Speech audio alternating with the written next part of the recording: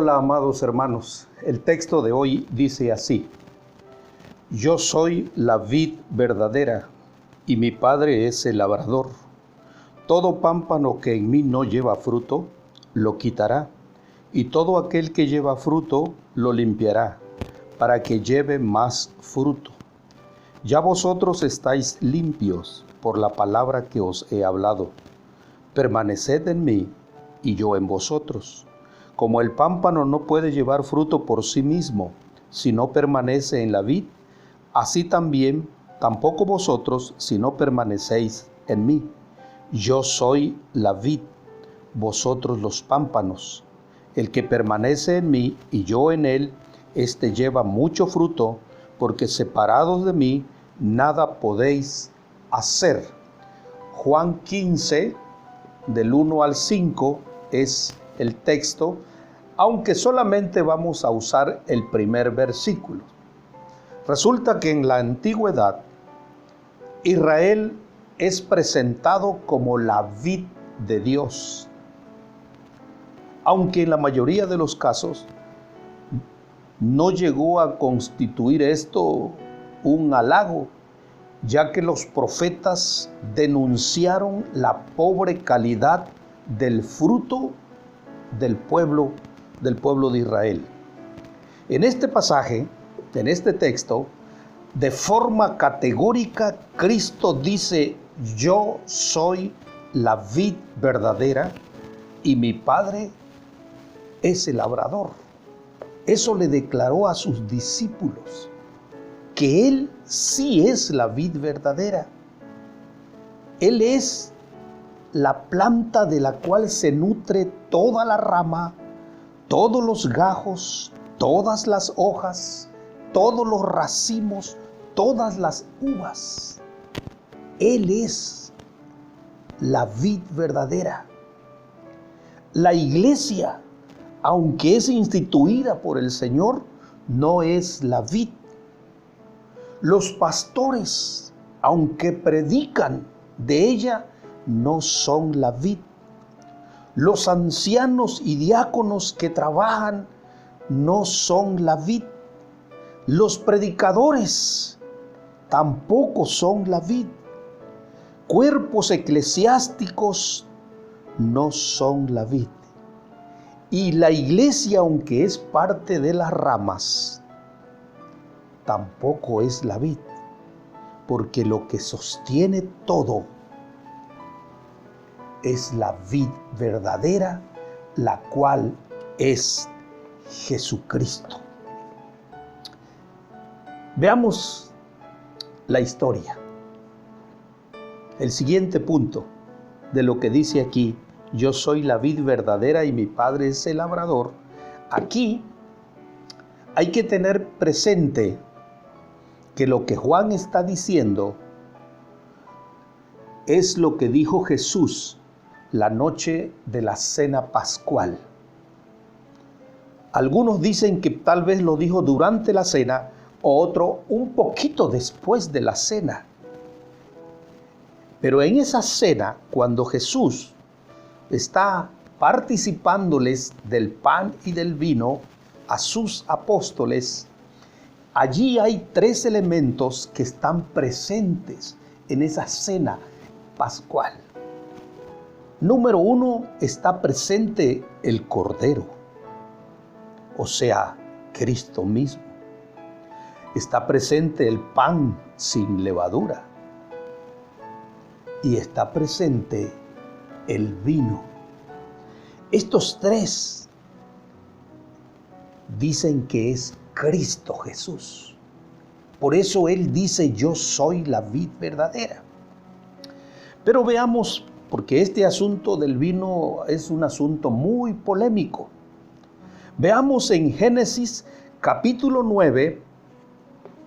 Génesis capítulo 9. Sigamos con el mismo proceso que hemos venido siguiendo. Hagan participar a sus hijos de los textos bíblicos. Génesis capítulo 9, versículo 20 y 21. Dice: después comenzó Noé a labrar la tierra y plantó una viña y bebió del vino y se embriagó, y estaba descubierto en medio de su tienda. Noé aparece como el primero en cultivar la vid después del diluvio. Pero cabe señalar que Noé en el arca traía semillas para poder volver a poblar la tierra de árboles y de cosas que fuesen a desaparecer. En este caso, quiere decir que la vid es algo que está presente quizás desde antes de Noé. Tan es así que cada judío anhelaba tener su propia vid en su casa, en un enrejado o alambrera en derredor de su casa, soñaba con tener su propia vid. Cuando Moisés envió los 12 espías a Canaán a reconocer la tierra, en aquel entonces ya era una actividad muy desarrollada el asunto de la vid. Números capítulo 13, versículo 23. Dice que los espías cortaron un sarmiento con un racimo de uvas que fue cargado entre dos en un palo. Obviamente traían otras frutas, pero en este caso se hace énfasis en que traían un racimo muy grande de uvas. En los viñedos, que era la costumbre, se hacía una torre, se construía una torre de vigilancia para cuidar su viñedo, que llegaba el momento en que esa torre en la parte de abajo servía de residencia de verano para las familias mientras se hacía la vendimia, ya que era un trabajo muy laborioso, desde preparar la tierra, sembrarla, cuidarla, podarla, etc. Era un trabajo bastante complicado. La vid se acostumbraba a podar en el invierno. Se le eliminaban las ramas débiles, las rotas, las que cambiaban de color, las que están enfermas. Esto era un proceso conocido como limpiar la vid. Así se acostumbraba. Nos hace pensar que un día Dios, nuestro Padre, nuestro Señor, un día limpiará su vid a cada uno de nosotros en el día postrero. Volviendo al tema, la vendimia era un trabajo que tenía que hacerse con rapidez y se hacía en los meses de julio a septiembre. Y las familias iban allí a quedarse y mucha gente del pueblo iban para realizar la cosecha, la vendimia, y lo hacían, según la Biblia, entre cantos, bailes y festejos. Algunas uvas se las comían obviamente en ese momento, las exprimían para sacarle el jugo, ¿verdad?, que a veces se usaba como laxantes, y otras las usaban para hacer pasas. Acuérdense que cuando una vez David llegó con hambre a un lugar, el sacerdote le ofreció pasas, pan y pasas. Había un lagar, las vides tenían su propio lagar, que era una cisterna tallada en piedra, la cual tenía orificios de salida por el que salía el jugo, que se recogían en tinas. Muchos entraban, personas y mujeres, a pisar las uvas. Dice que entre risas y alegrías se acostumbraba, por eso esto era una fiesta, y todos descalzos empezaban a pisar para que por el orificio aquel empezaba a escurrir el jugo de la uva. La mayor parte de las uvas se convertía en lo que se conoce como mosto, que es lo que viene a ser el vino. Hay que aclarar que esto no era nada más por placer, sino por necesidad, ya que el agua de aquellas zonas no era buena para beber. Por eso es que encontramos en la historia bíblica cuando el apóstol Pablo le dice a su hijo espiritual, a Timoteo, que era un joven pastor, usa de vino, ¿verdad? Por causa de tu estómago. Le aconseja que beba vino por causa de su estómago, ya que Timoteo tenía un problema en su sistema digestivo y el agua podría causarle daño. La mayor parte del jugo se dejaba fermentar en jarras que eran selladas con arcilla, dejándole un pequeño orificio para que pudiese respirar y salir los gases. Por ahí se realizaba. Luego el proceso era puesto ya fermentado para hacer el vino, y también era colocado en lo que se llaman cueros de cabra. Ustedes vean, vamos a ir a Mateo capítulo 9. Mateo capítulo 9. Y dice la palabra de Dios, Mateo 9, 17. Ni echan vino nuevo en odres viejos, de otra manera los odres se rompen. El vino se derrama, los odres se pierden, pero echan el vino nuevo en odres nuevos, y lo uno y lo otro se conservan juntamente. Esto era los odres de piel, de cabra. Debía de echar el vino nuevo en odres nuevos para que se conservaran, y eso fue la enseñanza de Jesús en aquel entonces. El vino se podría emplear también como desinfectante para limpiar heridas. Es así que encontramos que en la parábola del buen samaritano, esto lo usó el buen samaritano para curar al herido, para desinfectarlo, ¿verdad? También había que decir que había vino bueno y había vino barato. Se le conocía en aquel entonces como el vino de soldado, porque era producido antes de terminar la fermentación, y en ocasiones se mezclaba con mirra, y es lo que se usó cuando en Mateo 27:34 le ponen una esponja con vinagre y mirra para que lo tome Jesús. Pero al probarlo el Señor Jesús, dice la historia, que no quiso beberlo. ¿Por qué? Porque la mezcla que se hacía con mirra era como un somnífero, algo que disminuía el dolor.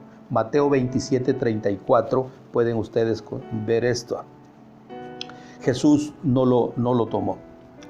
También hay otro caso en que el Señor Jesús convirtió el agua en vino. Para ustedes que van anotando todo, vean en Juan capítulo 2, versículos 9 y 10. 2, 9 y 10. Dice así: cuando el maestresala probó el agua hecha vino, sin saber él de dónde era, aunque lo sabían los sirvientes que habían sacado el agua, llamó al esposo y le dijo: todo hombre sirve primero el buen vino, y cuando ya han bebido mucho, entonces el inferior, mas tú has reservado el buen vino hasta ahora. Vean ustedes, aquí está la enseñanza de Jesús. El buen vino para el final. Vayan ustedes llevando la secuencia de todo lo que vamos haciendo para tener un consenso de todo el estudio. 3. El simbolismo. A la entrada de la sinagoga era adornado con una talla de piedra.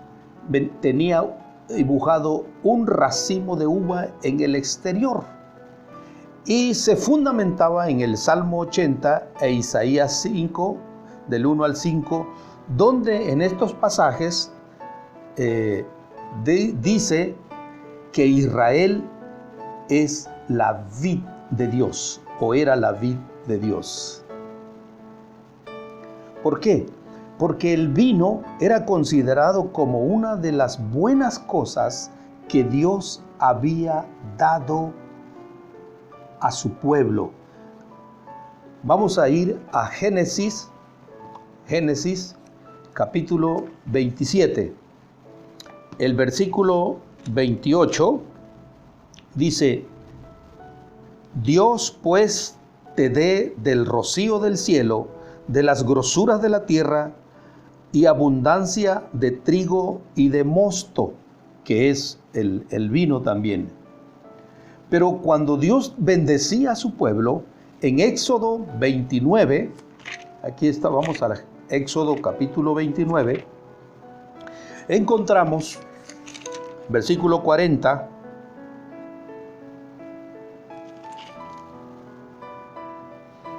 además, con cada cordero, una décima de parte de un efa de flor de harina amasada, con la cuarta parte de un hin de aceite de olivas machacadas, y para la libación, la cuarta parte de un hin de vino. Es decir, aquí encontramos que un poco de vino diario en el tabernáculo, para la libación, para lo cual es el derramamiento del vino como acciones de gracia en la adoración.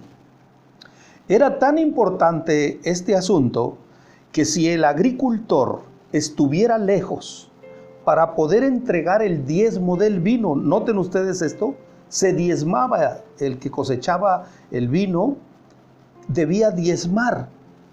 Dice que si estaba lejos debía venderlo. Vamos a ir a Deuteronomio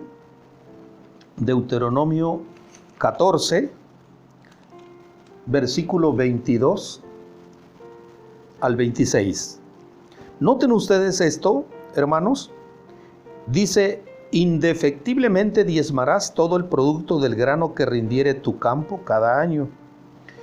Y comerás delante de Jehová tu Dios en el lugar que él escogiere para poner allí su nombre. El diezmo de tu grano, de tu vino, de tu aceite y las primicias de tus manadas, de tus ganados, para que aprendas a temer a Jehová tu Dios todos los días. Si el camino fuere tan largo que no puedas llevarlo por estar lejos de ti, el lugar que Jehová tu Dios hubiera escogido para poner en él su nombre, cuando Jehová tu Dios te bendijere, entonces lo venderás y guardarás el dinero en tu mano, y vendrás al lugar que Jehová tu Dios escogiere, y darás el dinero y todo lo que desees por vacas, por ovejas, por vino, por sidra o por cualquier cosa que tú deseares, y comerás allí delante de Jehová tu Dios, y te alegrarás tú y tu familia. Mira, es interesante esto que dice aquí, tendría que llevar el diezmo también del vino. Ahora bien, por cuestiones disciplinarias no se podía tomar vino. Por ejemplo, el que hace voto nazareo no podía tomar vino. El que, como Juan el Bautista no tomaba vino. Cuando los sacerdotes se acercaban para ministrar en el santuario, no debían tomar vino porque están ministrando. Después podrían tomar el vino. En Levíticos 10, del versículo 5 al 9, es un pasaje más largo, ustedes ténganlo presente ese versículo, ¿sí? Es lo que les estoy comentando. En otras palabras, el vino es bueno, es una bendición de Dios, pero podría ser malo también en exceso. Todos en exceso es malo. Esto último es lo que la Biblia condena y no el beber en sí. Como los hermanos corintios, cuando Pablo habla para ministrar la Santa Cena y llega y los encuentra que algunos de ellos ya estaban ebrios y no se esperaron para participar junto de la Santa Cena. Entonces es que esto es malo. Aquí Jesús está diciendo la vid verdadera. O sea que Israel, que se creía que era la vid verdadera, no lo es.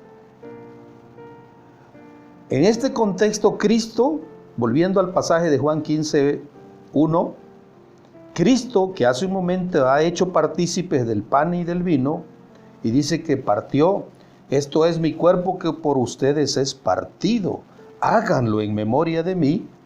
Y tomó también el fruto de la vid y dijo, esta copa es el nuevo pacto en mi sangre.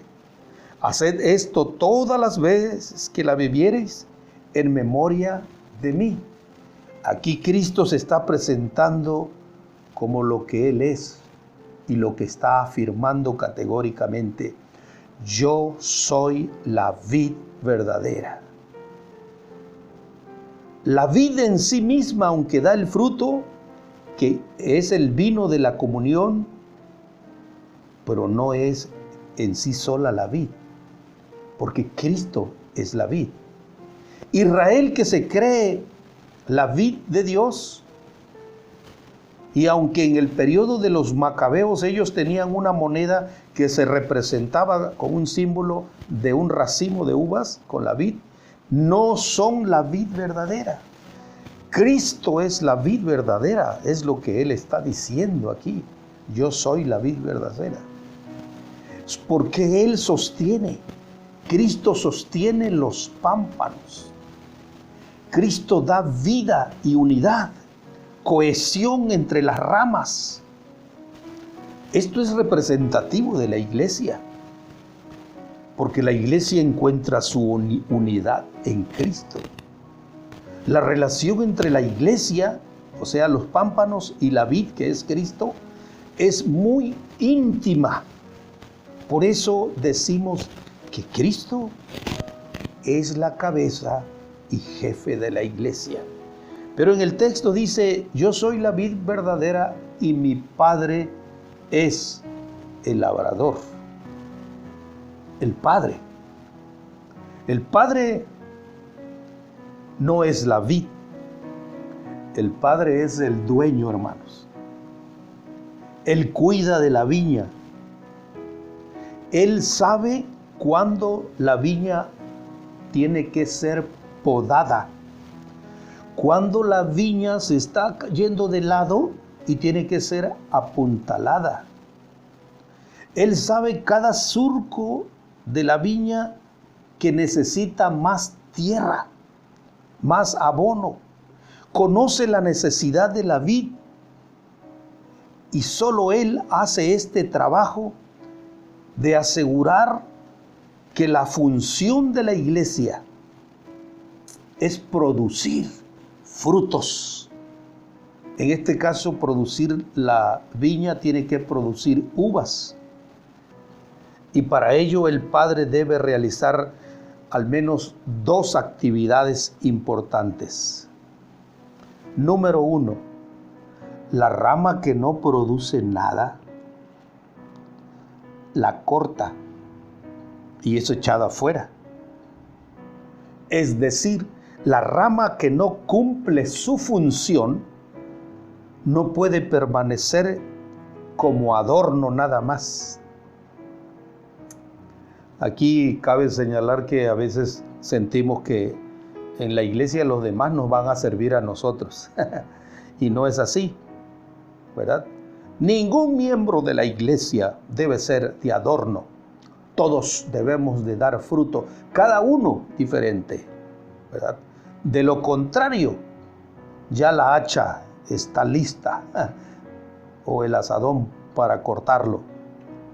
Y segundo, las ramas que producen, es decir, las que producen, también deben ser podadas por el Padre para que sigan dando mayor fruto todavía. ¿Sí? Todo producto, todo productor sabe que el podar es un proceso que en el momento puede ser doloroso para la planta aparentemente, pero acaba fortaleciendo a la rama y a la planta en general. En ese sentido, amados hermanos, noten que Dios poda a la que no da nada, a la que no produce nada, pero también poda a la que está produciendo. En otras palabras, nadie escapa a la tijera de Dios. Dios nos va a tijeretear a todos. Así pues, hermanos, Cristo es la vid verdadera, es la cabeza de la iglesia y el Padre es el dueño y el encargado de limpiar su viña.